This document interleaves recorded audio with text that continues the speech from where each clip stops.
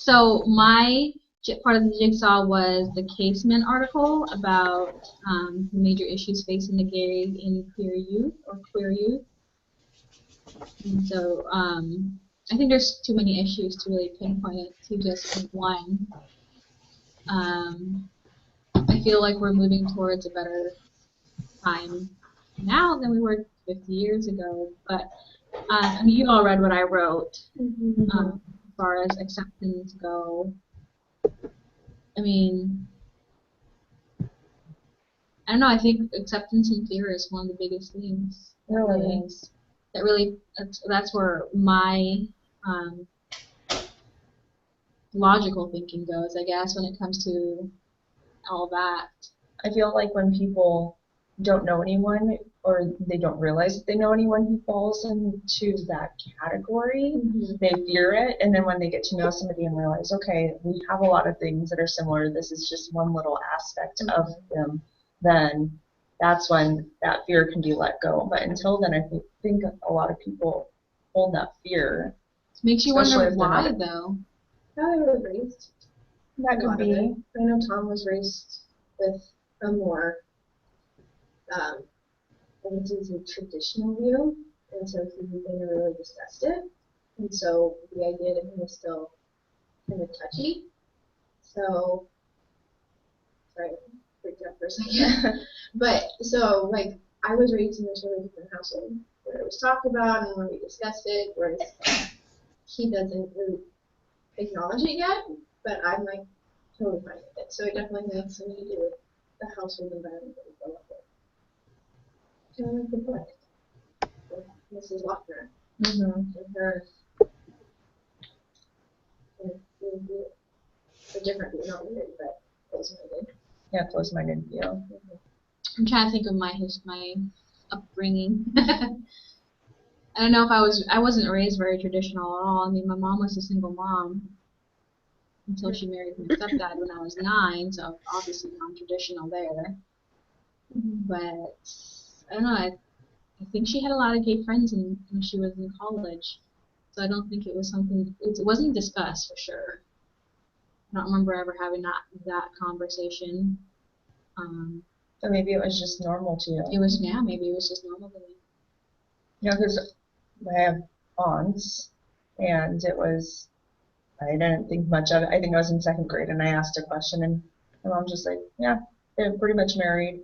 That's how it is. My kids have that now. Yeah, so I mean, like, I grew up, like, that was in the 80s, too, so it was a little... So it's the norm for you. Yeah. It's not something you really thought about. My kids ask it now because I have neighbors who are lesbians, and Bonnie has a traditional haircut, the stereotypical that you talked about. Oh, the shorter hair. Short hair. Yeah. And then the wife, she doesn't have the traditional. It's long and pretty and everything. My 6-year-old thought for the longest time that the one with the short haircut was a boy. When he was 3, he was adamant that that's not a girl, that's a boy. Because of her haircut? So, but now they understand that they're both girls. And that's a good opportunity to have a conversation with a 3-year-old that's appropriate, just to kind of explain. I had to reiterate to him for a long time, no, she's a girl, babe. But she's a girl too. I'm like, yes, they're both girls. And now he understands. They both they don't really understand in that concept that we understand, but they do have the understanding that they're both girls and that they love each other. They're in their head it's husband and wife still. So if they're husband and wife, and that they love each other. Which is what it all comes down to. Yeah. I don't know. I think there's a lot of fear.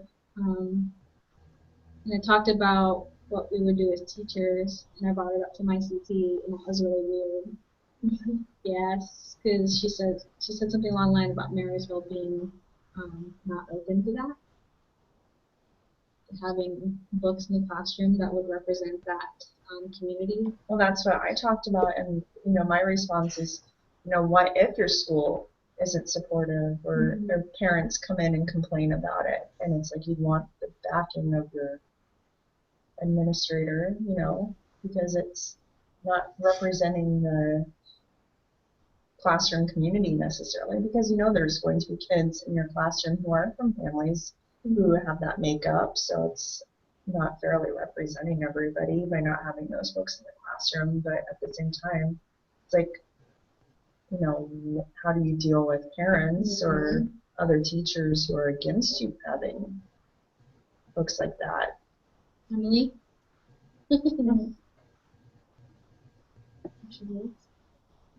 Emily, what's your thoughts? Sorry, it's lagging again, so I'm trying to catch up with the audio.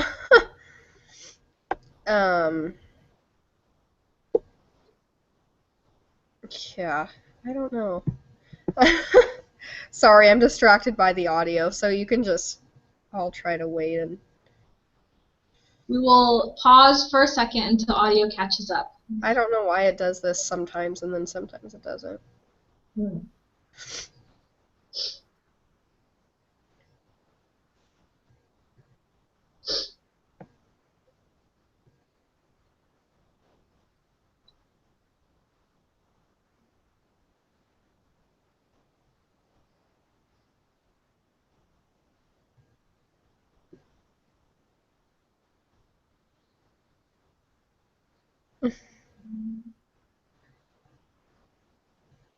So what did your teacher say after? She just said that Marysville doesn't support it? She didn't think Marysville would support it, and she didn't think it's, she didn't say anything about much of anything, but she basically implied that it wasn't something that is realistically possible to have children's literature in the classroom that support that community.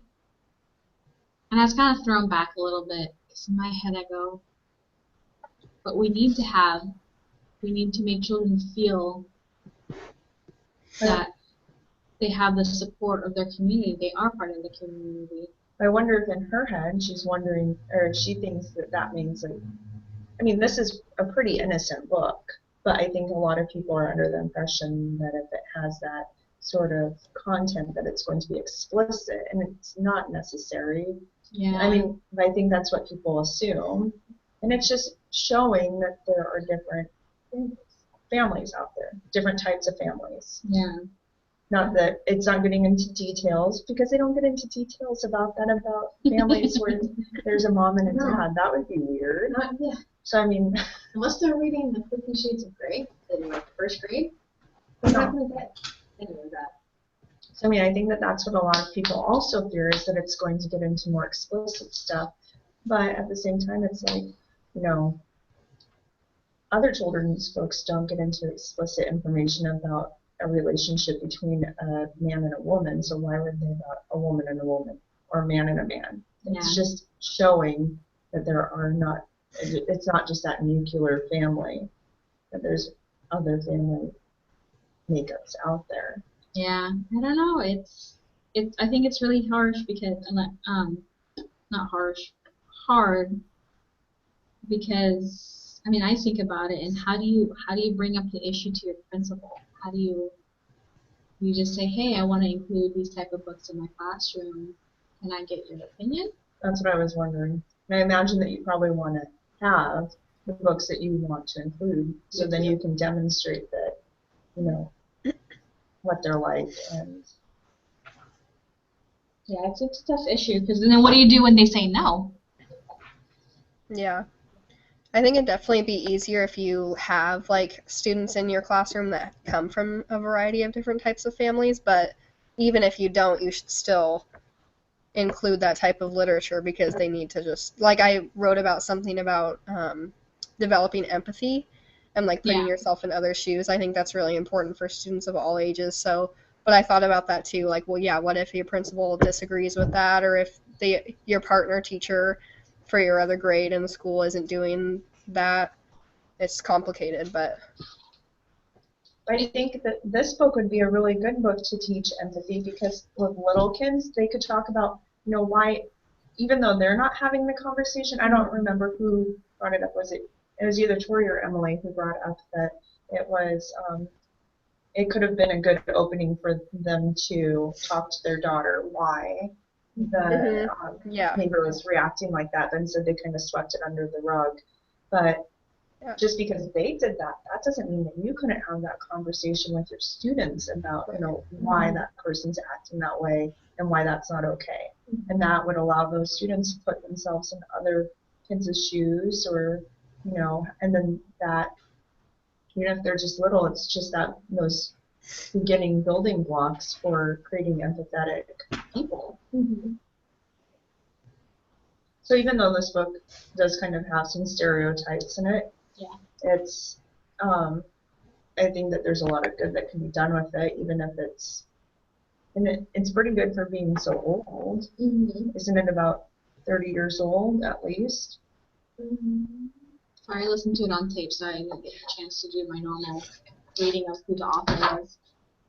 Well, I noticed that the author saw a place for it in his school, and she's met children with parents that like Normie and Nemo, but she didn't necessarily go through it. So it was interesting to see those kind of questions, whether they're kind of multicultural, like how does their perspective influence what they write and how they write.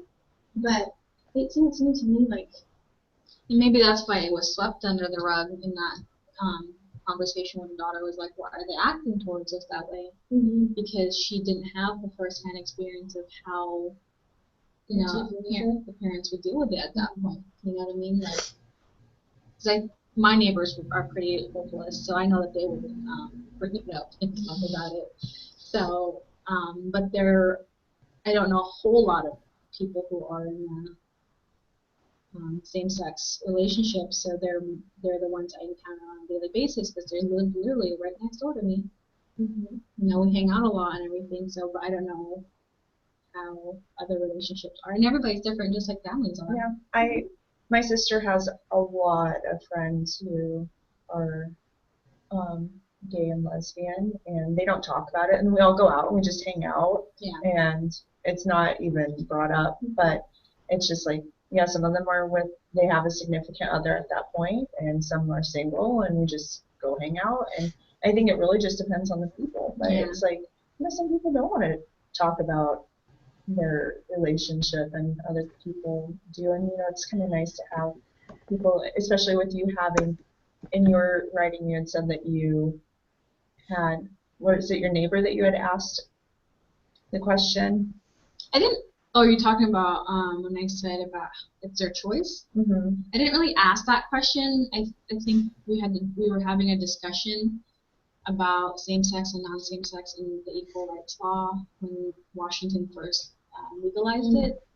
And, I'm like, well, I made a comment about how, well, it's their choice, it's their life. And she's like, well, when did you choose to be attracted to male?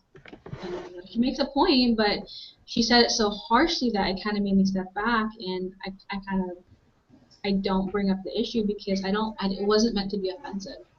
But it's probably good that you have neighbors who are open to talk about it, to educate you a little bit more. Because I think that even though you're not closed-minded, I think that, we all have room to grow and learn, because, it's hard to really completely put yourself in someone else's shoes and know what they're going through, what they're thinking, so, I don't know. All right, B. That was still A. So we're still on A. We kind of got into other things. So mine was let's see, Out Front. So that article, it definitely gave me perspective to like see how a teacher, an out teacher, as you call themselves, would kind of deal with it. Because only teachers who are out don't know like how they would deal with that in the classroom. So it was interesting to read, and I thought it was important because kind of like we were talking about, because they're more than just their people. They're more than just the community that they associate with. They have accomplishments that if they weren't part of that community would mean the exact same. So, and I think it's important to make sure that students realize that it's just a label. They can still do whatever they want, and the label should be used, and then you should just see them as a person. That's what I took as it. the biggest reason why it was important to contribute or to consider and discuss their contributions and how it goes beyond sexual identity. So, Well, it seems like there's so many students out there who are kind of struggling with their sexual identity, so it's good to have, I mean, if a teacher is comfortable coming forward, because then they have someone to talk to, or they have someone to confide in about their feelings, and they know that they're not alone. And She provides the not norm though, because she was, as she said, out, and she had the support.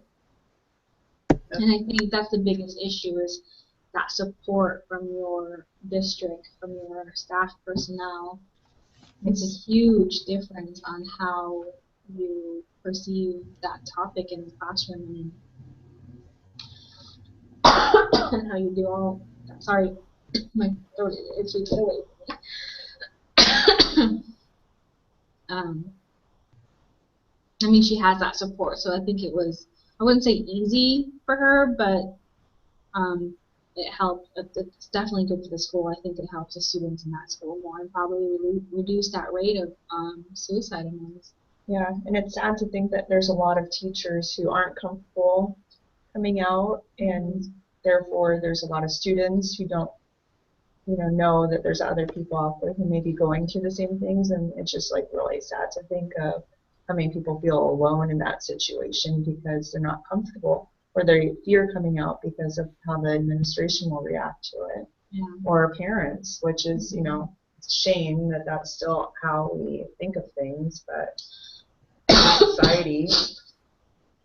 Yeah, and I think of so many like teachers that might not be out, but if they were, then it would just provide so much support for other students, and just they would be more able to relate to them, but they're too afraid, obviously, to do so. Yeah, it's again that fear, You Yeah. can't get over that fear until you find that one person that's willing to accept you for who you are.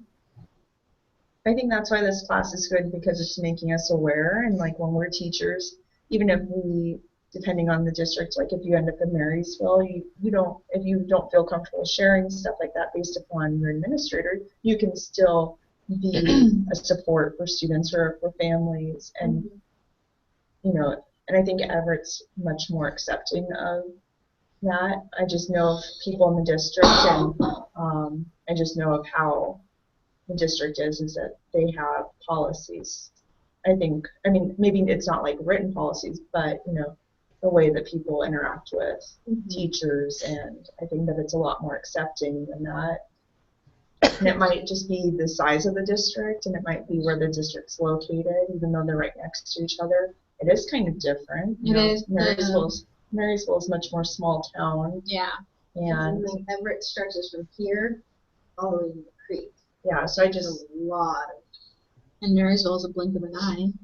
Yeah, so I think that it is good to just be aware as a teacher, even if your district isn't completely supportive, that you can be supportive in your own way.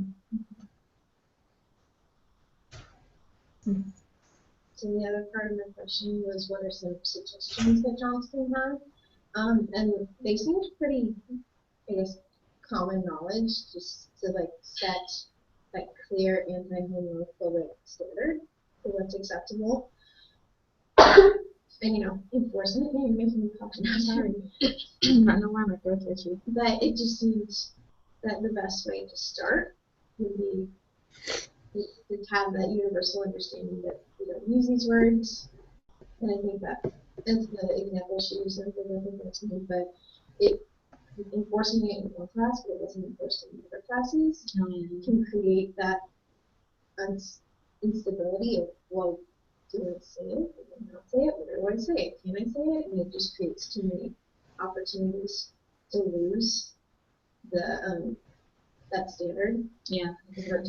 When I think that a lot of times when teachers or people hear people use the term gay in a bad way, that they just say, don't say that. They don't say why. And I think that it's so important to say why you don't say it. So then that maybe it might not click that moment for the kid, but then eventually, it might. And then that kid could then pass on the word to not, if they're with their friends and they say that, hey, that's not okay. And I think it can be a ripple effect with that.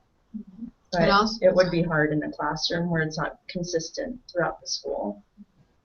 I was going to say also the media, the way things are portrayed through not like news outlets so much, but like I was thinking more like the way movies and TV shows.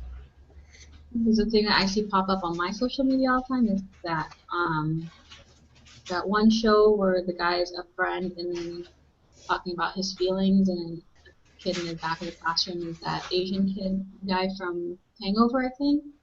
And he says, "That's gay." Oh. And I always see that pop up constantly. And people seem to use that all the time, and they always refer to it. So like, and that's a recent thing, like that set of clip from that TV show. I can't remember what Is it Community? Yeah. Okay.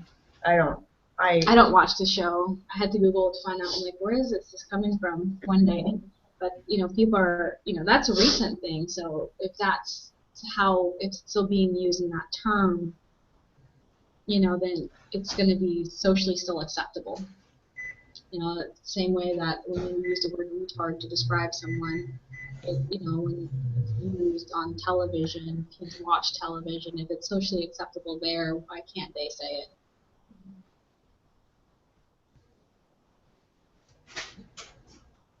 So the other thing was I was surprised when I didn't even think about incorporating it into the curriculum.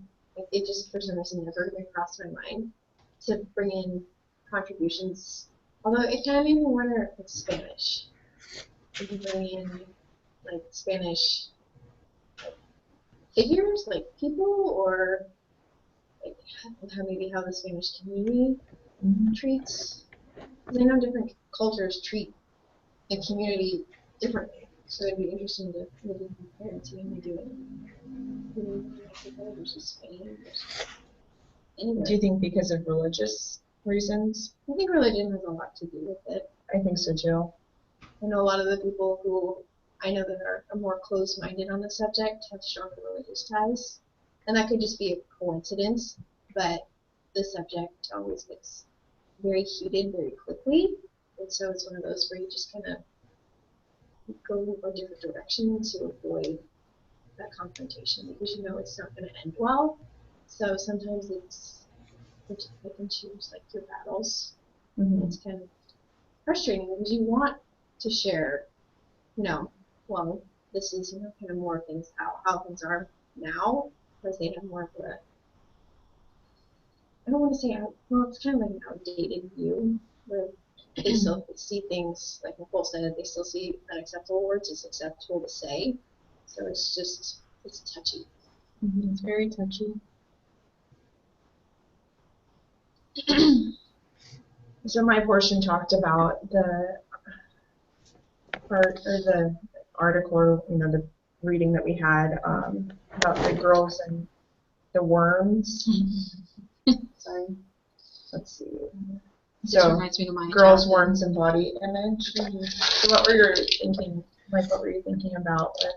I played with worms as a kid.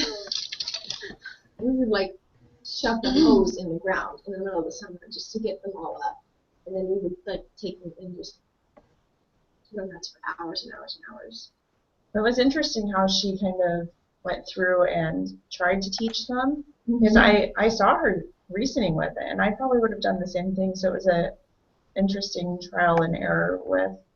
You would have thought that having them come up with a list of things about women or things about men, that would have got them thinking, but it seemed like it just got them more deep into whatever they were. And I love their exceptions, like to Anna's dad, most guys. He added the word most.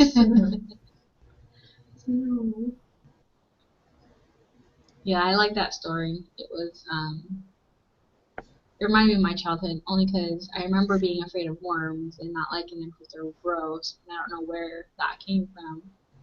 I don't know if that's something that we grew up because of stereotypical, I'm a female gendered, girls aren't dirty and messy and all that stuff.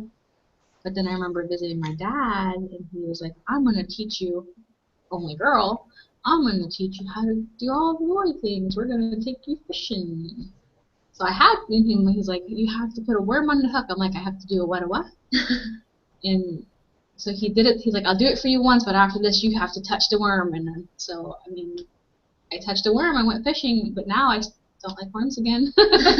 Well, you know, so. it's interesting because when I was reading this, I was thinking I was in a third grade class last year where they had crayfish, and it was pretty even. Like half the boys didn't want to touch it, and I mean, it was, and I didn't want to touch it, but and half the girls. I mean, it was interesting because it was pretty evenly split. Like half the girls were totally okay reaching their hands, and it wasn't really boys or girls. It was just like some of them didn't like it, and some of them did. So that was kind of nice to see that because you don't see that very often.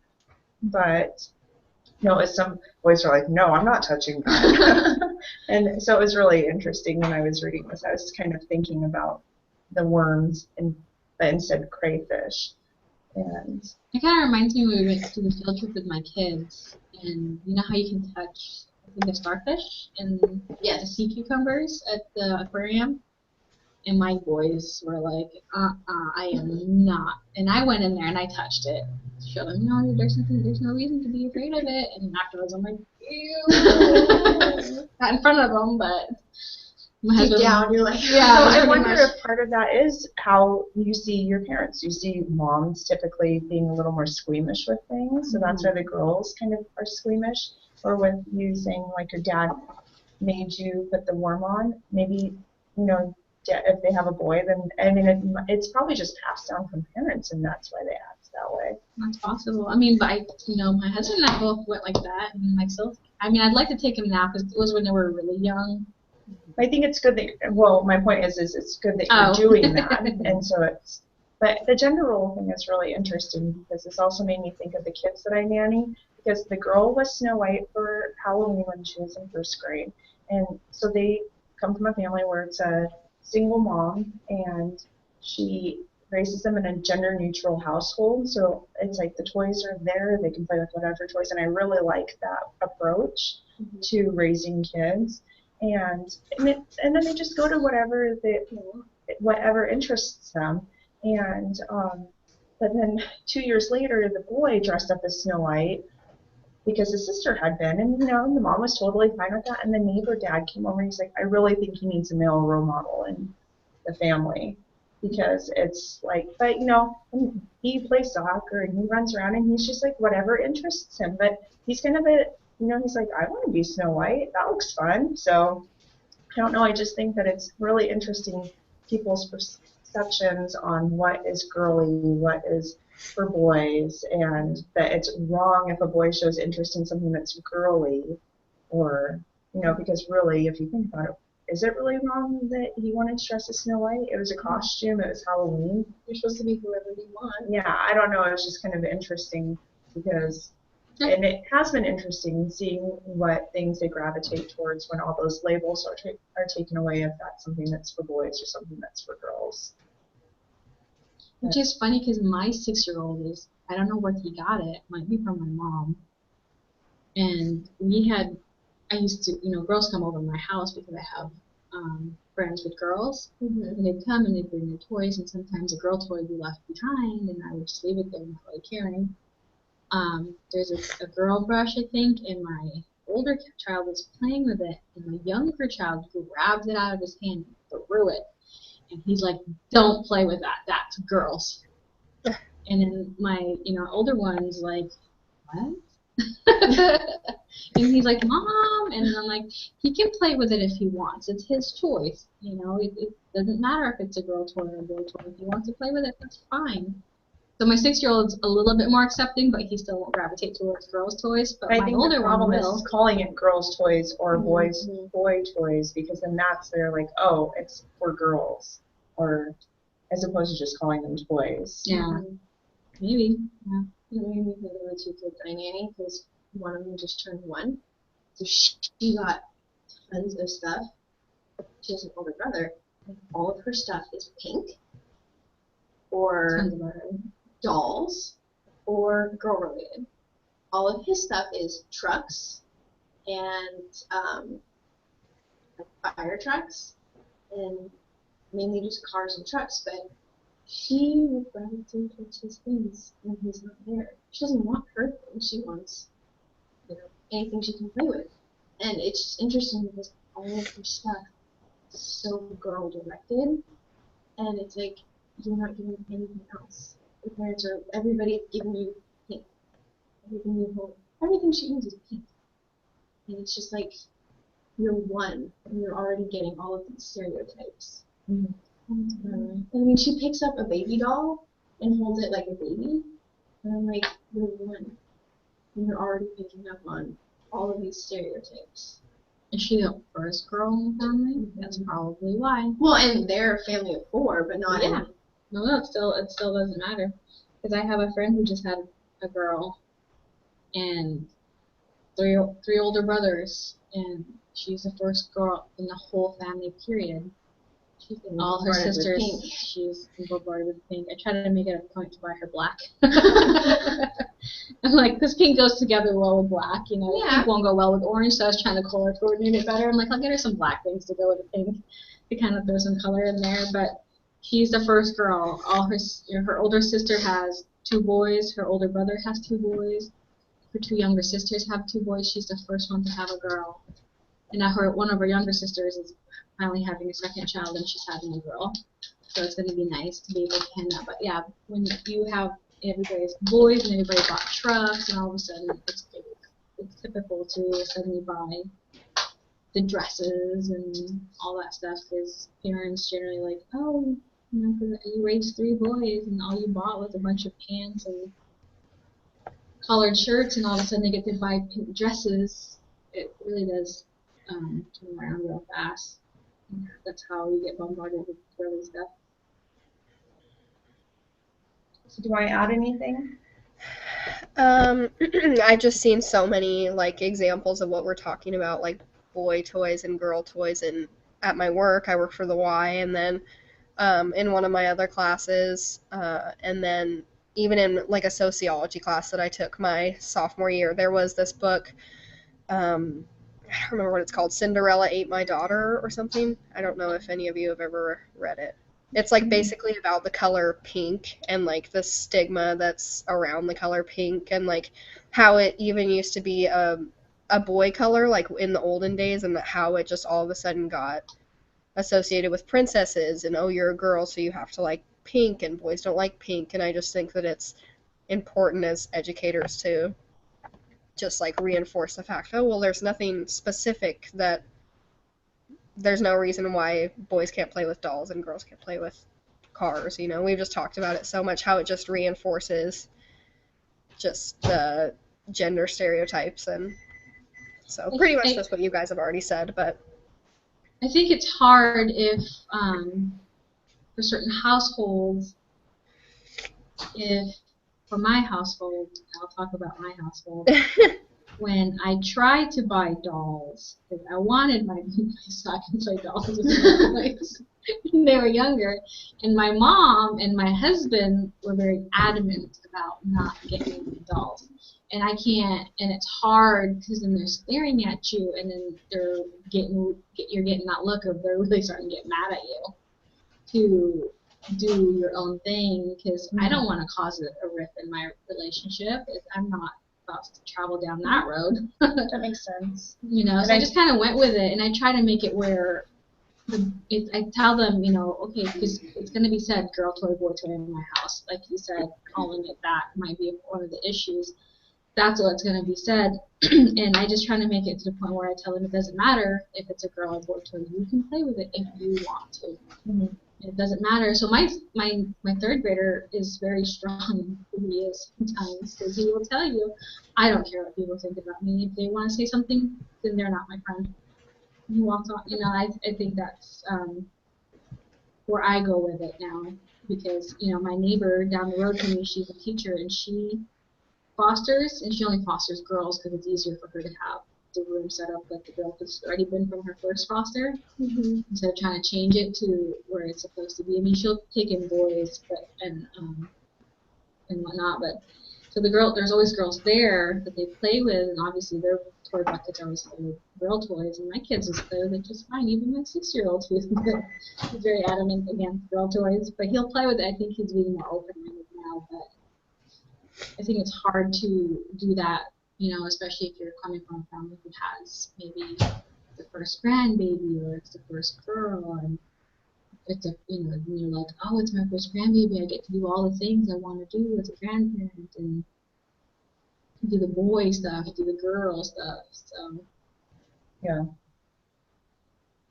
I think a lot comes from fear too. I mean, like people are afraid that I've heard this before that they think that I think so. well, just that if they play with certain toys, and that will make them gay when they grow up. And really, you're born that way, and so, and it's just like you're born however you're going to be, and playing with a toy is not going to make you a different way. It's just a way to, play.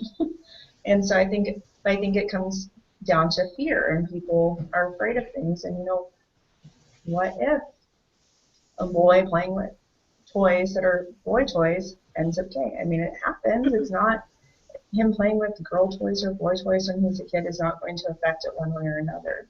So I don't know. It's just very interesting I mean, it's a very complicated thing, and I think you're in the right, because is it really worth getting in a fight with your mom and your husband about? No, but I mean, you can do your little things, like little things. Yeah. So I mean, it's like just supporting them, like supporting your older son when he says, I don't care what people think. Yeah, you shouldn't. Yeah. You do what you need to do. You do what you want to do. Do you? Yeah, do you. Do you. So I think, and then your younger son will pick up on that. It sounds like he is a little bit, and No. He is, but he isn't. He's very self-conscious right now. But he's 3 years younger, so I mean, but that's anyway. I mean, my point is that it's an example for him, and so maybe you can't do it as obviously as having them play with dolls, but just supporting the little things. Yeah. Oh, there's so many issues when it comes to. So one of my things I didn't discuss is how you would how would you evaluate books? Oh yeah, go ahead. Emily, your turn. Okay. Let's see. Okay, so my Jigsaw asked me to evaluate a website using the criteria in the professional readings for or on LGBTQ youth. So I was kind of confused. I didn't know what criteria it meant, but I found this website called We Are the Youth, and it's basically like online journalism and photography project. So it's like they're like blog posts about teenagers. They have to be under 21, and it's like just a collage of like people's photos, and then it has like an interview with them just based on how they feel about the population, like how they're treated, how like what advice they would give other youth. I thought it was really interesting, and I think I connected it to the professional readings because I wrote about that like it's a kind of a safe space to be honest and like respectful towards the community and kind of get their feelings out there. And I think it's a social media kind of website, so I feel like it appeals to the younger population, and I think it's really relatable. They could go on there, and there were multiple, like hundreds of photographs that they could read about and people that they could relate to, and you can post your own, and so I thought it was interesting. I looked a little at it, and it's kind of nice because when you click on their photo, it tells their story. Mm-hmm. And so I think that the book that I had this week kind of went with that. When I was reading through the website, I noticed how, this is people who are older and telling their stories, and it's geared towards teenagers. Mm-hmm. And so I think that stuff like this, having that available to you, would be really beneficial for them to realize that they're not alone And I mean, it just makes it easier to relate to others because I think I scrolled through like 5 of the pages, and there's probably, 16 profiles on each page or something. Mm-hmm. I'm looking through it right now. Looks like they're 21 and under. Yeah. Yep. And I think it's something, if you're over 21, there's ways for you to support it, but it's only for 21 and under to post. Yeah, overall, I think it's just more difficult to come out and to be comfortable with yourself if you're not, like, a lot of people under 21 aren't even sure how they're feeling and they don't know what they're going through. So I feel like they narrowed it down to that age range just because of all the uncertainties and because of the fact that it's not really talked about in school. So people kind of push it aside because of fear or whatever other reason. And the nice thing was is that, I mean, there was a whole range of people, so it wasn't just like someone who considers themselves gay. And it was like, oh, this is what this is how I feel, this is what I like, and so I mean, it just shows what a wide range that people can fall into. It was a really good website that you found. I think that it would be really beneficial if you were in middle school or high school to share what. Yes. Just definitely an awkward age. Oh my God, it's tough anyway, and then put this in and all the stigma that comes with it. It must be so overwhelming. So just like letting kids know that it's okay to feel that way and that there's nothing wrong with it. And that there's a lot of people out there who share their similar experiences maybe. I wonder if you can bypass, if you're not really bypass.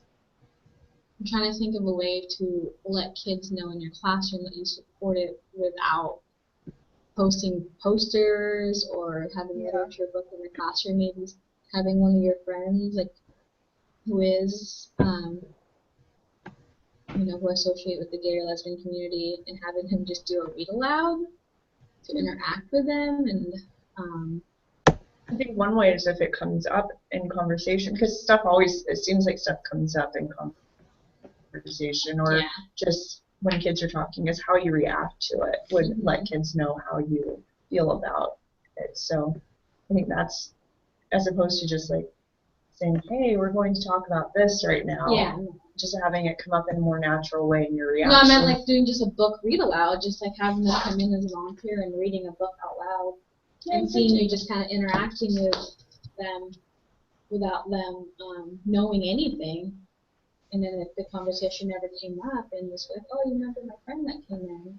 Oh yeah, and then you can they can see that they interacted with someone who associated with the gay lesbian community, and it wasn't what was bad about it. Nothing. Mm-hmm. You know what I mean? Does that make sense? Yeah, that makes sense. Like, it's not out in the open, and they have something that they can relate to, and they've met someone who they liked, and that kind of thing to kind of open that doorway.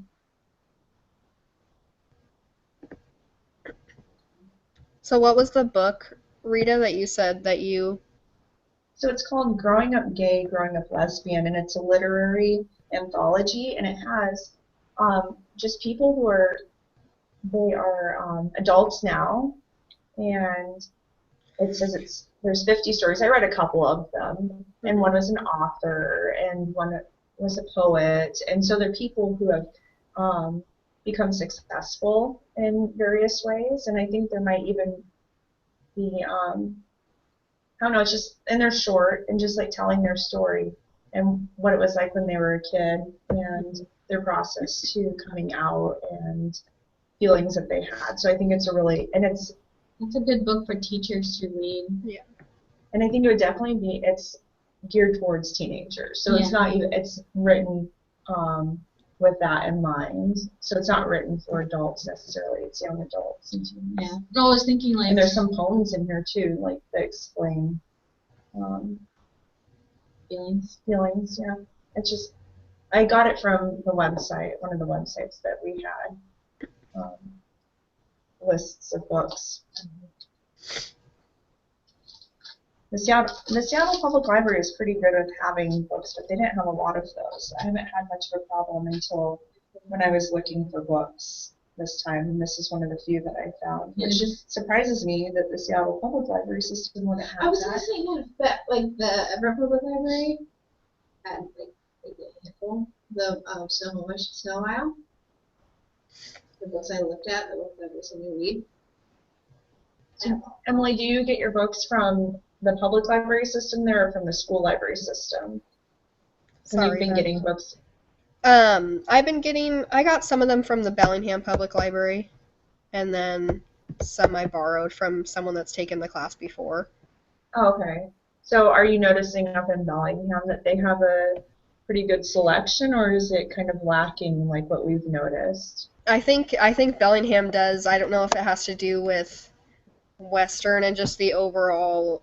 I don't know, it's very liberal up here, and I feel like we have it's called SEED, and it's like Center for Equity and Diversity, and they have like a book section. So I actually found the one for this week. I just got a picture book. It's actually really interesting, but it was like published in 1993, and it's called Uncle What Is It Is Coming to Visit, and it's like this. It's about like stereotypes going around the word gay, and it's funny. I mean, I liked it, but it was just like they didn't have it anywhere in the Bellingham Public Library, but they had it in Seed. So like basically these kids don't know what gay means, so these older kids tell them that it means all these different things, and they imagine all these stereotypes, and then the uncle comes and he's completely normal, and they tell him, like, they just have a conversation about stereotypes, and I like it, but It's interesting that a lot of the books, it seems like were written a while ago, that there aren't any more recent children's books. There's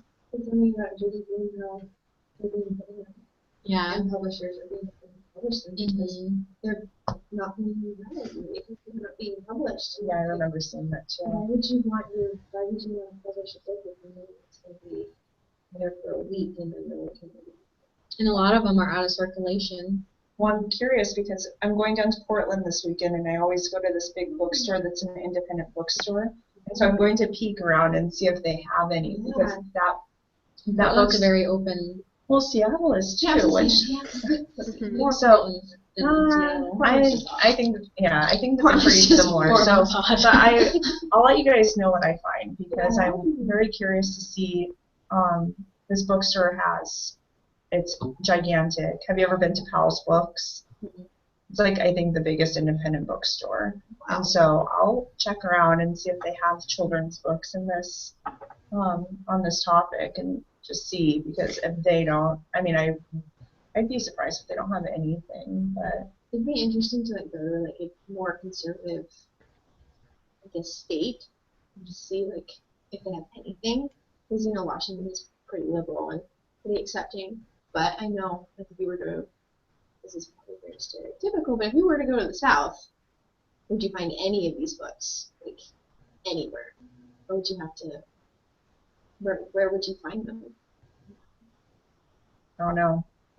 It's just interesting to think that if there are so few here, in what we consider a liberal state, what about the more conservative states? Would there be any of this? I think with the gay marriages being legalized, maybe there could be a chance for authors to open that door again. I think so. And more books will be coming in the next coming years. Yeah, fingers crossed. Fingers crossed. So that we can have more variety, up to date, less stereotypical pictures to bring into the classroom. That was the first thing I noticed. I was like, oh! They look alike too. Yep. You know what's interesting is a lot of the lesbian couples that I've known over the years have looks like that. But I wonder, I mean, it was before I've known them growing up, and there's been 3 or 4 couples that I've known that were family friends or family, and they all had short hair. So I wonder if it just had something to do with, kind of not being comfortable completely being out. And I don't know. That's just kind of what I was thinking, because all 8 of them had short hair. And now that 2 of them have divorced or separated, that one grew her hair out long, one of my aunts. But when I knew her growing up, she had short My hair. neighbor has one short hair and the other one's got longer hair than mine. And I don't think she's ever had it short. I look back at her wedding pictures when they got married in 1990. I don't think her hair's ever been short. Yeah, so it's interesting. Mhm. All right, I guess that's it for us. Anybody else got anything to bring up? No. It's a hot topic. Definitely a hot topic. Hard to bring up at schools. I think a lot of these are hot topics. I think this one's hotter than most. We'll see. I haven't seen it in the next couple weeks. If I had to rate these, I think this would be like the #1 hot topic the past 6 weeks that we've had compared to the other ones. Mhm. It's not hard to bring up Native American culture and other cultures into the classroom, especially with how diverse our classrooms are being right now. But Oh, I definitely think it's a hot topic in schools. I don't necessarily know, or I think now can get quite a bit of conversation going, but yeah, this connected to schools is definitely yeah, something that's what that I meant. is not talked about as often or at all. Oh my, I didn't realize what time it was. Well, we'll see you later. All right, Okay. Bye. bye. Bye. Have a good weekend. You too.